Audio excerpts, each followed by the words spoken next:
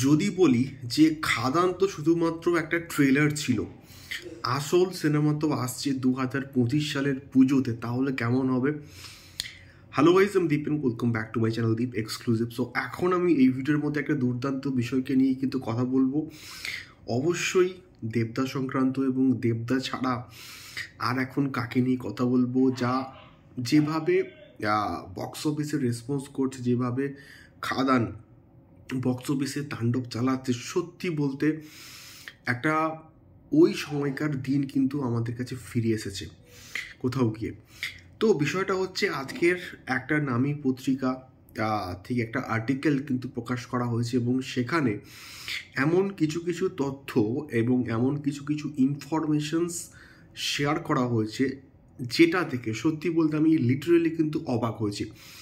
ধ্রুব ব্যানার্জি গত 3 বছর ধরে যে স্ক্রিপ্টের উপরে কাজ করেছে বা চালিয়েছে, সেই 2021 সালে আমার এখনও অবধি কিন্তু মনে আছে, পয়লা বৈশাখের দিন কিন্তু রঘু ডাকাতের একটা প্রপার অ্যানাউন্সমেন্ট কিন্তু এসেছিল, এবং যেখানে দেবদার প্রোডাকশন হাউস এবং SBF কিন্তু একসঙ্গে কাজ করার কিন্তু প্ল্যান ছিল কোথাও গিয়ে। তো সেই এত বড় হিউজ প্রজেক্ট SBF সেটা করবে কি করবে না, এতদিন ধরে কিন্তু টানা পড়েন চলছে, টানা হিজড়া করে কিন্তু এখনও অবধি সেটা ফাইনালাইজড কিন্তু হয়নি। তো এই যে খাদান এতটা সাকসেসফুল হচ্ছে বা এখনও হওয়া কিন্তু বাকি রয়েছে, এবং কালকের অ্যাডভান্স বুকিং মারাত্মক লেভেলে কোথাও গিয়ে।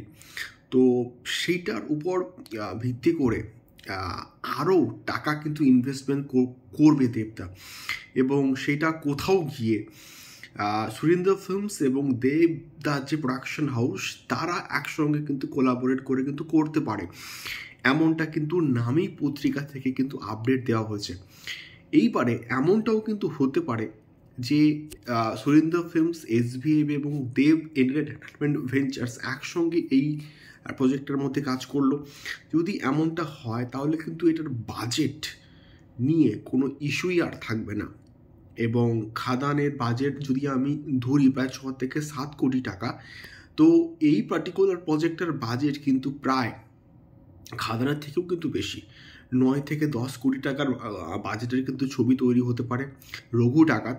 যে পার্টিকুলার প্রজেক্টের অ্যানাউন্সমেন্ট কিন্তু আসতে পারে আগামীকাল, অর্থাৎ 1 জানুয়ারিতে 2025 সালে বিগেস্ট একটা কিন্তু ধামাকা আসতে পারে, এবং সেটা দেবদার প্রোডাকশন হাউস এবং তার সঙ্গে সঙ্গে সুরিন্দর ফিল্মসের সঙ্গে, অথবা একসঙ্গে তিনটে প্রোডাকশন হাউস মিলেও কিন্তু আসতে পারে।